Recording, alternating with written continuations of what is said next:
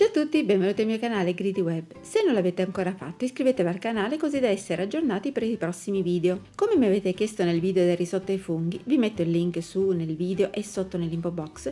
Oggi vi faccio vedere come preparo il dado vegetale. È buonissimo e soprattutto senza glutamato e senza conservanti. In aggiunta ai soliti ingredienti mi piace aggiungere qualche verdura di stagione. In questo caso ho aggiunto un pezzo di porro e delle foglie di bieta, quelle esterne de scarto. Per questo vedete che il colore del dado, per via delle foglie delle biete, risulterà più verde, ma gli danno un gusto in più, che mi piace, e quando ci sono li aggiungo volentieri. Potete aggiungere anche un pezzo di zucca o dei fagiolini. Quest'ultimi non li metto spesso perché non mi piace il sapore, ma è una questione di gusti. Questa ricetta è così facile e versatile che ognuno poi la personalizza a proprio gusto. Per fare questa ricetta ci vogliono 100 g di bieta, 150 g di sedano, 150 g di carote, un pezzo di porro, una zucchina, 2 pomodori, una cipolla, 20 g di funghi secchi fatti rinvenire in un po' di acqua tiepida, 20-25 g di vino bianco, una foglia di alloro fresco, mezzo cucchiaino di rosmarino, 2 cucchiaini di prezzemolo, 10-15 fogli di salvia fresca. Iniziamo tritando tutto grossolanamente, tanto dopo dobbiamo frullare il tutto, per cui non serve essere precisi.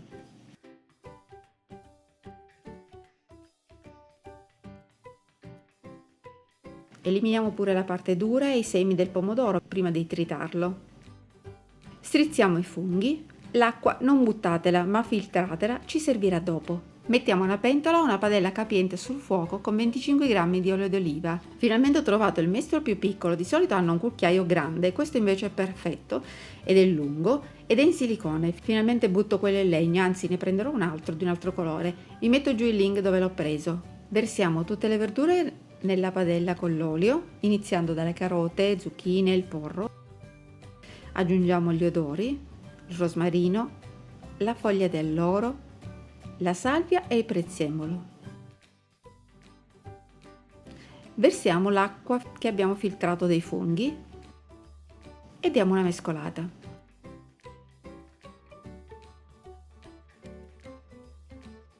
Mettiamo il coperchio e facciamo cuocere. Dopo una decina di minuti togliamo il coperchio, aggiungiamo il vino e mescoliamo e continuiamo la cottura fino a farle stufare bene, sempre mescolando ogni tanto.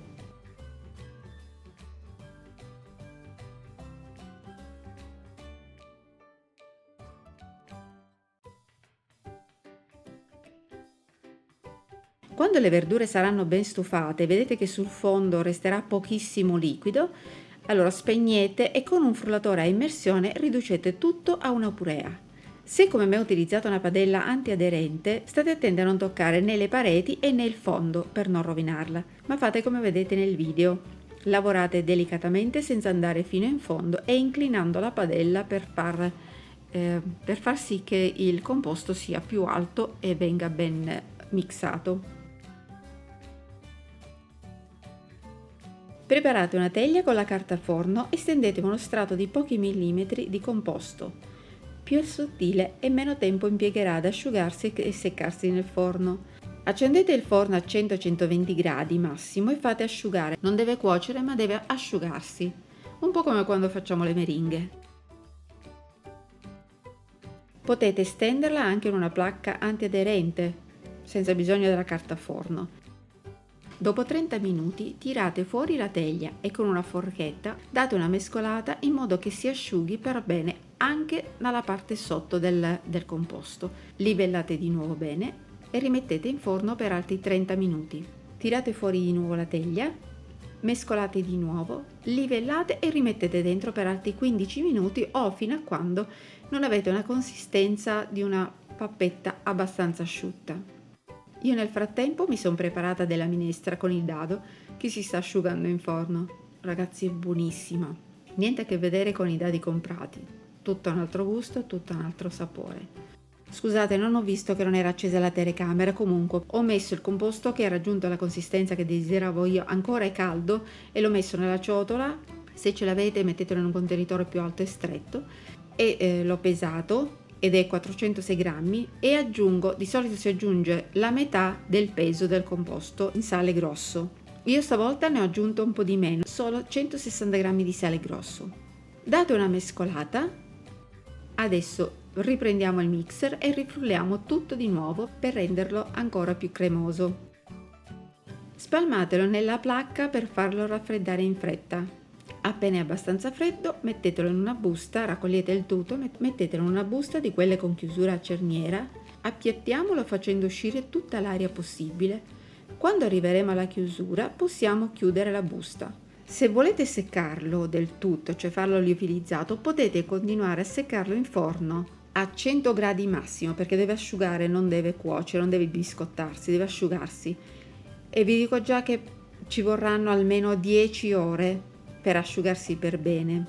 Io non lo faccio seccare perché se dovesse restare ancora un po' di umidità, anche se sembra secco, la verdura c'ha sempre un po' di umidità, dopo un po' fa la muffa, perché ricordiamoci che è un insaporitore genuino senza conservanti. Però se avete un essiccatore, dopo averlo seccato in forno, potete, per essere più sicuri, passatelo nell'essiccatore, così non avete problemi. Mettetelo su un tagliere o un vassoio e ponete in congelatore. A dopo! Ed eccolo qui, dopo una notte nel congelatore, come potete notare, resta morbido e così è più facile da dosare. Aprite il sacchetto e prendete quello che vi serve.